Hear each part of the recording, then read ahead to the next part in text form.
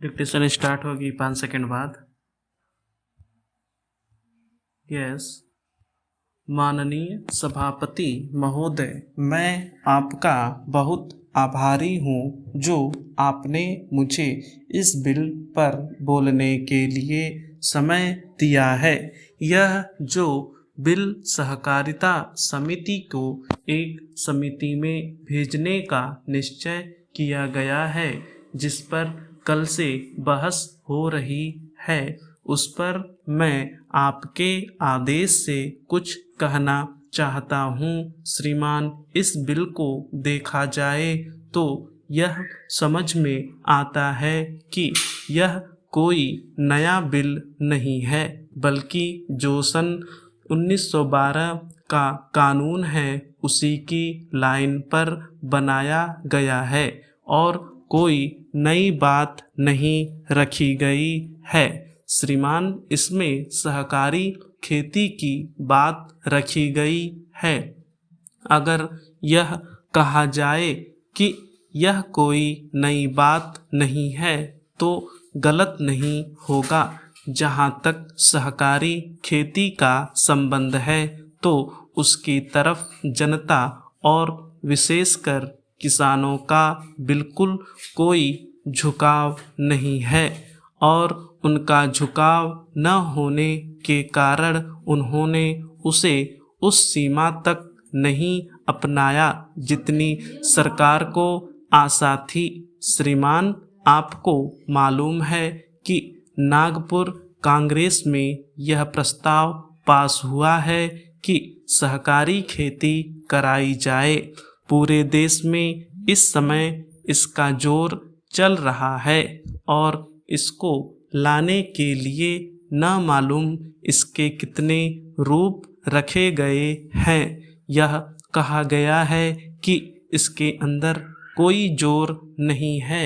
अभी एक माननीय सदस्य कह रहे थे कि राजनीतिक पार्टी के लोग यहाँ पर सहकारिता के संबंध में कुछ कहते हैं और बाहर किसानों से कुछ और ही कहते हैं। वे किसी से यह भी कहते हैं कि तुम्हारी ज़मीन छिन जाएगी। मैं यह निवेदन करना चाहता हूँ कि यह जो कहा गया है और किसानों के अंदर जो भावना पैदा होती है वह इस बिल से साफ स्पष्ट होती है कि वह गलत भावना नहीं है।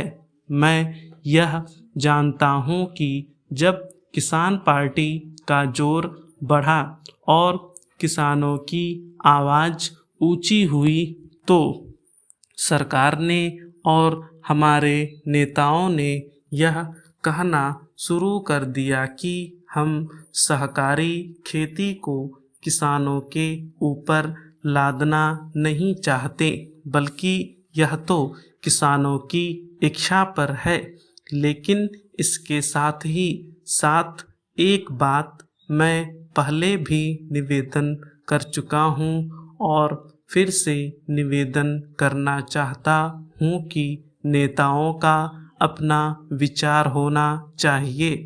किसी सभा में जब यह कहा गया कि यह जो सहकारी खेती शुरू की गई है यह तो अंत में सामूहिक खेती की तरफ ले जाएगी। माननीय सभापति महोदय, उन्होंने साफ कह दिया कि अगर सामूहिक खेती होती है तो इसमें भी मुझे कोई आपत्ति नहीं है। मैं यह कहना चाहता हूँ कि इस बिल को देखने से यह साफ स्पष्ट होता है कि उस सहकारी समिति के जितने सदस्य होंगे वह अपनी अपनी ज़मीन को एक साथ कर लेंगे और अगर समिति से निकालना चाहेंगे तो एक साथ अधिक ज़मीन उसको नहीं मिल सकती है। इस बिल के संबंध में इस सदन के सरकारी दल वाले लोगों ने और विरोधी दल के लोगों ने बहुत सी बातें कही है। जैसा कि यह बिल है, इसको अभी समिति के सामने विचार के लिए जाना है और वहाँ से विचार होने के बाद यह इस सदन के सामने फिर से विचार के लिए पेश किया जाएगा। तब माननीय सदस्यों को पूरी तरह से यह अधिकार होगा कि जहाँ तक इसमें दी गई बातों का संबंध है उसमें परिवर्तन ला सकते हैं या उसको हटा सकते हैं। कल से जो बातें हो रही है वह सब नोट की गई है और मैंने बहुत सी बातों को सुना है। इस समिति में उन सब बातों पर विचार किया जाएगा। बहुत से माननीय सदस्यों ने इस तरह की बातें कही है, वह बहुत आवश्यक मालूम हुई है और जैसा कि मैंने कहा है उन पर विचार किया जाएगा। जहाँ तक सहकारिता का संबंध है, चाहे सरकारी दल वाले माननीय सदस्य हों, चाहे विरोधी दल वाले माननीय सदस्य हों, सबकी यह मांग है कि जब हम जनता के राज में विश्वास करते हैं और अपने यहाँ जनता का राज स्थापित कर लिया है और जबकि देश में गरीबी है और उसका गलत लाभ भी उठाया जाता है, तब सहकारिता की बहुत आवश्यकता है। इसको रोकने की आवश्यकता है। यह सभी लोगों की राय है। जहाँ तक इस सहकारी बिल का संबंध है, बहुत से माननीय सदस्यों ने बहुत सी बातें इसके संबंध में कही है।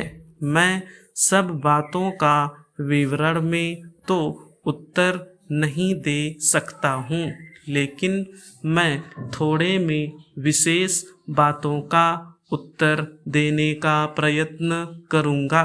जैसा मैंने अभी कहा, जब हमने अपने यहाँ जनता का राज स्थापित किया है तो हमें अपने समाज के ढांचे को बदलना पड़ेगा। हमारे यहाँ गरीबी और अमीरी चली आती है। हमारे देश में एक गहरी खाई चली आती है और आज भी समाज में गलत लाभ उठाया जाता है। स्टॉप।